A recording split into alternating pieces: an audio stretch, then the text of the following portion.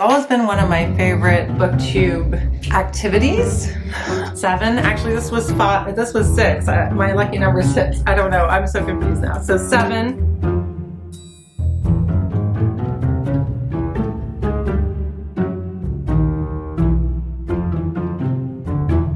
Hi everyone, it's me, Jess. I'm just excited because, I'm very excited actually, because not only is Rick back, but the Booktube Spin is back. So I am just going to walk through the way it works. The Booktube Spin, sorry, Nola is chewing on a bone as usual. The way the Booktube Spin works is that you pull 20 books from your bookshelves, and then Rick over on his channel, and I think he already did it because I didn't realize this was happening until just today when I saw his spin video. He spins his wheel and picks, I think it's 2 numbers, which are linked to you number your books 1 through 20, and the 2 numbers that are spun are the books that you read for the Booktube Spin, and I think you have until March, quite a bit of time to read the books. So head on over to Rick's channel if you want to check it out. I'll leave his spin video linked below. I've done this a few years in the past, a few times in years past. I will link those videos down below if you want to go back down memory lane and see my old Booktube Spin videos. I think this is Booktube Spin number 8. So yeah, without any further ado, I just went around to my bookshelves and randomly pulled books. So there is no particular reason for these books necessarily, but they're all books that are on my shelves. So I guess I want to read them.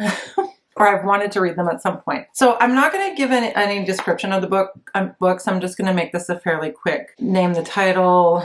If there's anything that comes to mind about where I got the book or why I picked up the book, I'll mention it. The first one is Mouth to Mouth by Antoine Wilson. I have heard very good things about this, and I think I talked about it on Possible TBR at one point. A friend of mine read this book and had recommended it to me. So that's number 1. Number 2 is Fake Accounts by Lauren Oyler, if I'm saying her name right. I know that this is about right-wing being fake online, something like that. I love the beautiful cover. And it was on my TBR at one point and I didn't get to it. So that's number 2. Number 3 is The Parable of the Sower by Octavia Butler. Last year, I think, I read Kindred and loved it so much. So I've been meaning to get to another Octavia Butler, and I've heard really good things about this one. So that's number 3. Number 4 is A Girl Story by Annie Ernaux. I did the video on women in translation books, and Annie Ernaux was one of the authors that I wanted to get to because she won the Nobel Prize in 2022, and I just didn't get to her. So I'm adding her to my pile in at number 4. Number 5 is What Strange Paradise by Omar Akkad. What Strange Paradise won the Giller Prize, not last year, it was A Sleeping Car Porter, but I think the year before. I picked the book up and would really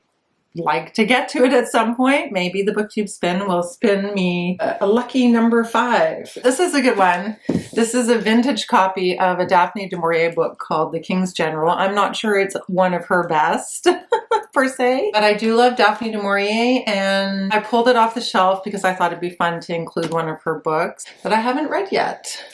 This one might fall apart, so I might have to find another copy. But yeah, this was a fun story. I went into a used bookstore and I just hit like the jackpot because somebody had obviously brought in all their old Daphne du Maurier books and just I bought them all. It was great. The next one is American Wife by Curtis Sittenfeld. I remember Prep being one of my mom's favorite books, and I read her recent romance story. The name is escaping me this year, and I thought it was pretty good. So I do have quite a few Curtis Sittenfelds on my shelf. I actually have another one in the pile, but I'm not sure. This, I think, might have been inspired by, I could be wrong, but it might have been inspired by the Bushes, I think. I could be wrong. So that's number 8 is On Beauty by Zadie Smith. I've had 2 copies of this. I've had it on TBRs in the past. I've never gotten to it. This is, I think, an adaptation or a reimagining of E.M. Forster's Howard's End. The Society of the Crossed Keys by Stefan Zweig. This apparently my dad gave this to me, and this is apparently the inspiration for Wes Anderson's movies, and in particular the Grand Budapest Hotel. I talked about this in my covers that you love because I like the typography of the cover because it looks like cross-stitching, but I haven't read it yet, so adding that to the pile. Boy Parts by Eliza Clark. Heard great things. Curious. Haven't read anything by Eliza Clark.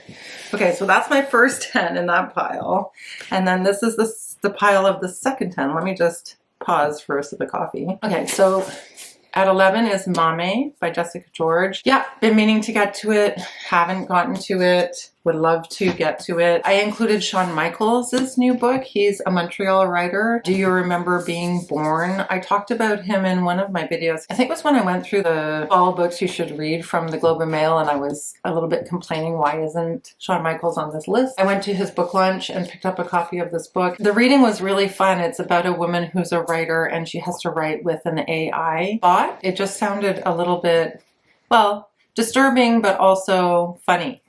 So, Honey Girl by Morgan Rogers. This had been on my TBR maybe 2 years ago, or I had talked about maybe reading it or picked it up in a haul a couple of years ago and I never got to it. Here's the other Curtis Sittenfeld, Rodham.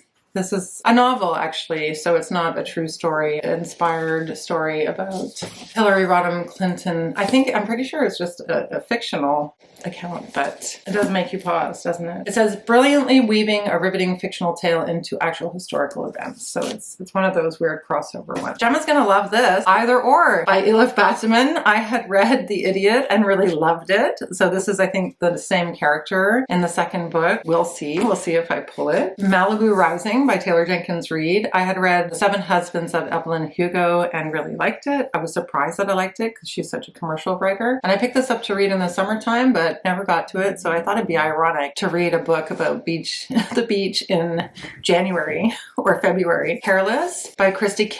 This came up a couple of times when people were talking about the Women's Prize and favorites, and I happen to have a copy. I've heard really good things about it. I think Alice from Alice in the Giant Bookshelf was a fan of this one. The Fell by Sarah Moss. I read Ghost Wall by Sarah Moss and really, really liked it. I'm interested in her as a writer. This is a weird one. This was just, I pulled this off my shelf because, I don't know, but I had read Anxious People by Frederik Backman, and I have A Man Called Ove on my shelf, and I just thought it would be a light read. And last in at 20 is Rich and Pretty by Rumaan Alam. I picked this up because I loved Rumaan Alam's book, Leave the World Behind, and I saw this in a used bookstore, and I kind of minorly freaked out because I loved his other books so much. We'll see. We'll see if I pull, see if I get a number 20, if he spins number 20. But yeah, I'm curious about his other works because Leave the World Behind I thought was so, so great. It was in my top 10. I can't remember which year now. I think 2021. That's it. That's my pile of 20 books. Now I'm going to go on to Rick's site and we're going to find out right away which two I'm going to be reading because I know he already did the spin. So, yeah. So I'm not sure. It's so funny. I'm so glad that he's back. I think the numbers are 5 and 9. Okay, so what did I have for 5? No way! Lucky number 5. That was What Strange Paradise. That's so funny. I swear I didn't look at the video before. I didn't know. I didn't look at the video before. And number 9 is, oh, The Society of the Crossed Keys. How fun. Okay, so those are the 2 books from the Booktube Spin. I will have to fit them in the next few months. That was fun. See you in the next one.